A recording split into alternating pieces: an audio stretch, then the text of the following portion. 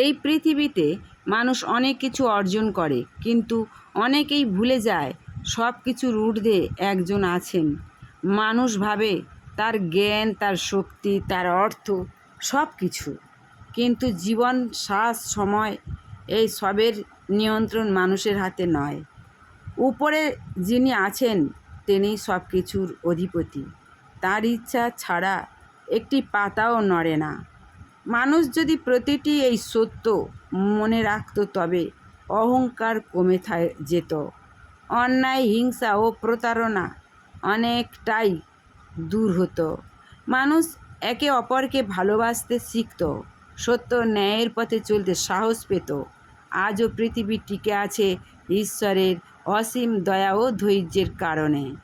তিনি সুযোগ দেন, ক্ষমা করেন, আবার ডাকেন। তার করুণাই মানুষের সবচেয়ে বড় আশ্রয়।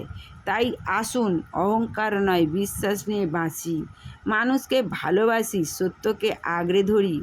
ঈশ্বরের পথে চলাই হোক আমাদের জীবনের লক্ষ্য।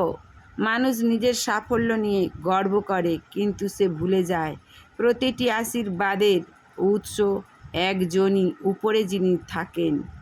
তিনি জীবন দান করেন, তিনি সূর্য ওঠান, বৃষ্টি দেন, বাতাস প্রবাহিত করেন। তার অনুগ্রহ ছাড়া মানুষ এক মুহূর্ত বাঁচতে পারে না।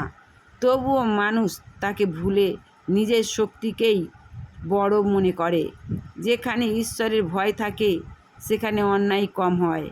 যেখানে ঈশ্বরের প্রতি বিশ্বাস থাকে সেখানে ভালোবাসা জন্মায়। আজও পৃথিবীতে অনেক সৎ মানুষ আছেন, তাদের কারণেই মানবতা বেঁচে আছে। তারা জানেন একদিন সবারই হিসাব দিতে হবে, তাই তারা অন্যায় থেকে দূরে থাকেন। আমাদের ও সেই পথেই চলা উচিত, কারণ ঈশ্বর সব দেখেন আর তার বিচার সবসময় ন্যায়সঙ্গত। এই পৃথিবীর সব কিছুই ক্ষণস্থায়ী। ধন, সম্পদ, ক্ষমতা, সম্মান সব একদিন ফুরিয়ে যাবে, কিন্তু ঈশ্বরের সত্য চিরন্তন।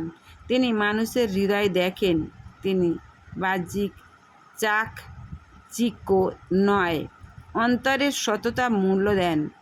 যে মানুষ ঈশ্বরকে ভয় করে সে মানুষকে ঠকাতে পারে না। যে মানুষ ঈশ্বরকে ভালোবাসে সে অন্যকে ঘৃণা করতে পারে না। সৎ জীবনই মানুষের প্রকৃত পরিচয়।